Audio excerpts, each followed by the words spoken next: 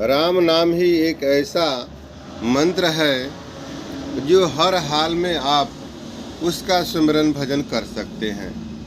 और जितना भी नाम है, कोटि नाम है जगत में, वह नाम के लिए विधि और विधान नियम बनाए गए हैं। उसको आप स्वच्छ होकर के, नहा धोआ करके, विधि विधान के अनुसार अगर उस नाम का आप जाप सुमिरन ध्यान नहीं करते हैं तो वह फलदायक नहीं होता है।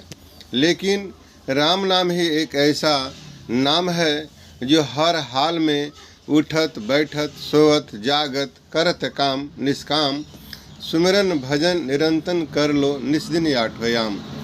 हर हाल में, हर अवस्था में आप उस नाम का सुमिरन भजन कर सकते हैं। वह हमेशा आपको फल ही देगा। जैसे हैं कि तुलसी मेरे राम को रिज भजो या खीज, भव पड़ा जा में सभी उल्टा सीधा बीज।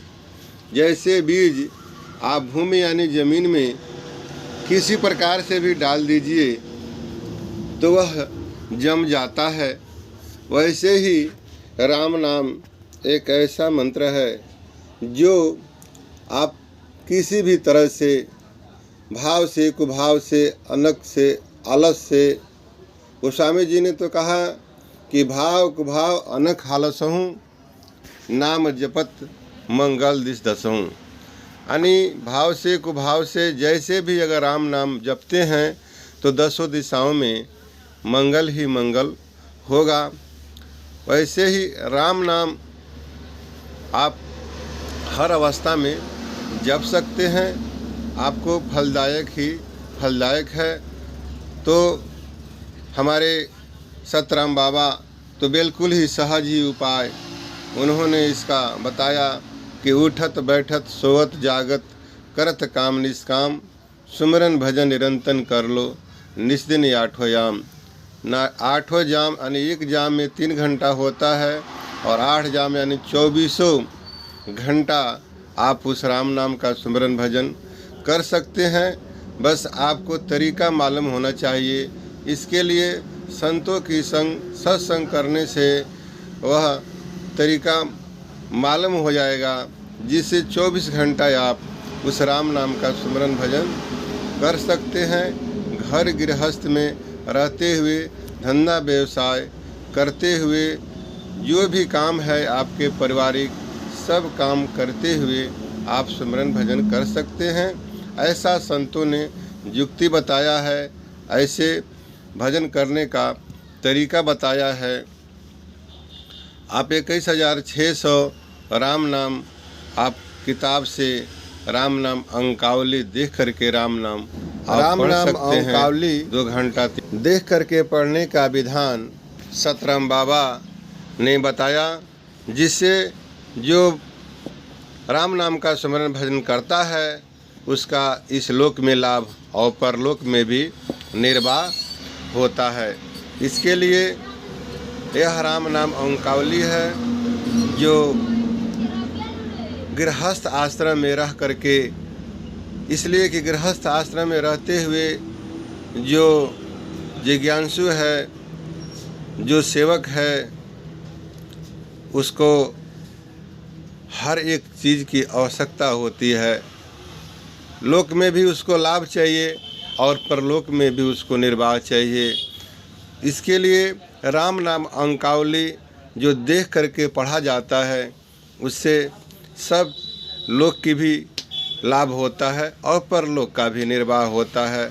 ऐसा विधान सतराम बाबा ने रखा है और किसी भी संतों के माध्यम से आपने ऐसा नहीं सुना होगा। तो जो गृहस्थ में जो भक्ति करते हैं, राम नाम का सुमिरन भजन करते हैं, उनके लिए बिल्कुल सहज और सुगम यह भक्ति का मार्ग सतराम बाबा बताते हैं, जिससे कि पारिवारिक जीवन उसका सुखमय होगा और ज्ञान नॉलेज होने के बाद अपने ही परिवार में शादी ब्याह करके पारिवारिक सुख सुविधा प्राप्त करते हुए, धंधा व्यवसाय करते हुए आप जो है परिवार में निवृत्ति मार्ग में आप जा सकते हैं। जो सांसारिक जीवन है वो प्रवृत्तिक मार्ग है, और सिमरन भजन आप जब करेंगे, आपको जब नॉलेज हो जाएगा तो परिवार में रहते हुए भी आप निवृत्ति मार्ग को प्राप्त हो जाएंगे। ऐसा सुगम यह भक्ति हमारे सतराम बाबा बताते हैं, जो हर एक जिज्ञासु के लिए, राम नाम स्मरण भजन करने के लिए, सबके लिए यह बहुत ही सुगम है, आसान है। आप घर में, परिवार में धंधा व्यवसाय करिए, जो भी पारिवारिक सुख है सबको प्राप्त कीजिए, और जो भी विषय का सुख है उस सबको प्राप्त कीजिए। और सब करते हुए भी अगर आपकी चाहना राम नाम की है, राम नाम के वास्ते आप दुनिया में जीते हैं, राम नाम आपका एक लक्ष्य होना चाहिए, आपका उद्देश्य होना चाहिए, उसके लिए ही हम यह संसार में जो भी काम करते हैं वह सब हम उसके लिए ही करते हैं, ताकि हम संसार में उस काम धाम से, उस व्यवसाय से जो दो पैसा आएगा उससे हम अपने शरीर का परवरिश करेंगे, अपने परिवार का परवरिश करेंगे, ताकि हम स्वस्थ रहेंगे। तभी उस राम नाम का स्मरण भजन हम कर सकते हैं। इस उद्देश्य से अगर जो संसार में काम करता है कि मैं राम नाम की प्राप्ति के लिए, राम नाम के स्मरण भजन करने के लिए, राम नाम को मुक्ति प्राप्त करने के लिए हम यह भजन, हम यह कमा रहे हैं, हम धंधा व्यवसाय कर रहे हैं, तो संसार में कोई भी कर्म उसको नहीं बांध सकता, कोई कर्तापन उसको नहीं लग सकता, और वह मालिक के वास्ते ही सारा काम होगा। इसलिए किसी भी कर्म से वह नहीं व्याप्तेगा। संसार में रहते हुए भी वह प्रवृत्ति मार्ग से निवृत्ति मार्ग में सुगम तरीका से वह जा सकता है। और जो मुक्ति के लिए ऋषि मुनि महर्षि बड़े बड़े लोग जंगलों में जा कर के अपने शरीर को तपाते हैं, गला देते हैं, हठ जो करते हैं, कितना कष्ट उठाते हैं, लेकिन उस राम नाम से जो उसको फल मिलना चाहिए, जो सदा के लिए जन्म मरण से मुक्त होना चाहिए, भवसागर के पार जो जाना चाहिए, उस प्रभु के विषय में न जानने की वजह से उस राम नाम के फल को प्राप्त नहीं कर पा सकते हैं। आप परिवार में रहते हुए भी अगर आपको नॉलेज हो जाए, ज्ञान आपको हो जाए, तो सबसे बड़ी चीज़ है जानकारी, ज्ञान, नॉलेज। अगर नॉलेज है, आपको विधि विधान तरीका भजन करने का अगर आपको मालूम है, तो बस आप परिवार में रहते हुए जो दुर्लभ मुक्ति है उसको आप सुगम तरीका से, आसान तरीका से, सहज रूप में अपने परिवार में रहते हुए उसको प्राप्त कर सकते हैं। जो वास्तव में जो मुक्ति है वह गृहस्थ में ही आपको सहज रूप से मिल सकता है। हमारे महाराज जी के सामने एक कबीर पंथ के बहुत बड़े प्रवक्ता थे, अयोध्या दास। वह जब उनके पास आए तो कहे कि महाराज जी से कि आप हमको शिष्य बना लीजिए। महाराज जी ने कहा, मैं किसी साधु सन्यासी को शिष्य नहीं बनाता हूँ, मैं गृहस्थ का शिष्य बनाता हूँ। आप तो साधु हैं, जब आप गृहस्थ बनेंगे तभी हम आपको शिष्य बना सकते हैं। तो अयोध्या दास जी ने जा कर के 50 वर्ष की उम्र में उन्होंने शादी किया, और शादी करके उन्होंने 2 बच्चे उनके हुए। उसके बाद से महाराज जी के पास गए, फिर उन्होंने उनको शिष्य बनाया। फिर भी वो कहे कि गृहस्थ लंगोटा बांधता है, आप लंगोटा बांधिए और ये बाल वोल कटवा करके गृहस्थ बन करके आप रहिए। तो जब ऐसा उन्होंने किया तब उन्होंने अपना शिष्य बनाया। जब सब आपको ज्ञान हो जाएगा तो किसी चीज़ से आपको त्याग करने की ज़रूरत नहीं होती है। त्याग तो मन से होता है। जब आपको उस चीज़ के विषय में नॉलेज जानकारी हो जाता है, जैसे मान लीजिए आपको किसी वस्तु खाने का, रसगुल्ला खाने का आपकी हार्दिक इच्छा है, बहुत चाहना है, और कोई रसगुल्ला दे कहे कि इसमें जहर है, आप जान लेते हैं, तो फिर उस रसगुल्ला को आप खा नहीं सकते हैं।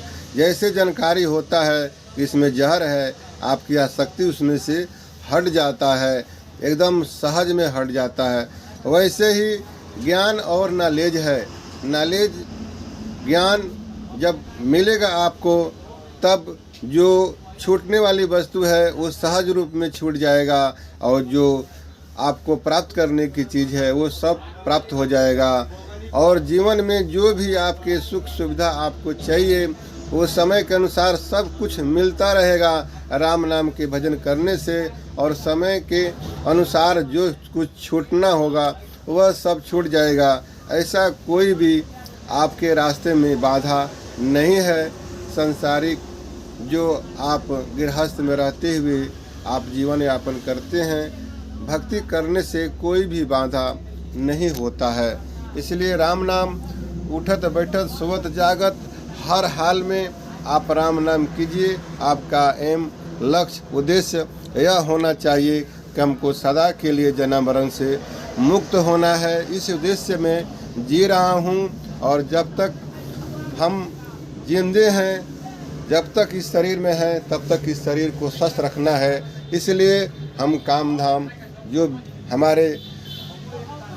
हमारे जिम्मे है, हमारा जो कर्तव्य है, जो हमारा अधिकार है, उसको हम निर्वाह करते हुए हम अपना संसार में सब कुछ करते हुए उस राम नाम का सुमिरन भजन करेंगे। और ऐसा आप विचार रखते हैं तो संसार में कोई भी जो है आपको विषय चाहे विकार आपको नहीं बांध सकता है।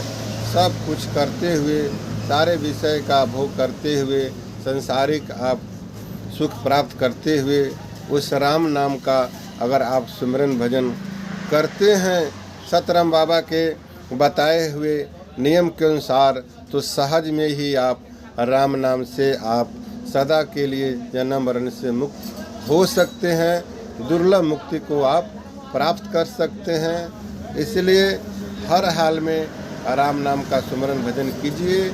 आपका मन पवित्र हो, शरीर पवित्र हो, चाहे जहाँ भी हो, जिस हाल में हो, जिस अवस्था में हो, किसी भी हाल में इस राम नाम को नहीं छोड़ना चाहिए। जब आपको याद आवे नाम जपें, जब याद हो ख्याल करें, जब याद हो उसका चिंतन करें, मनन करें। जैसे भी हो उस नाम के वास्ते अपना कोई भी काम करें। जो भी काम उस मालिक को मान करके आप नौकर के हिसाब से काम करते हैं, तो आप कोई भी कर्म में नहीं बांधे जाते हैं। आप मालिक के शरण में हमेशा के लिए चले जाएंगे। बोल दीजिए राम राम।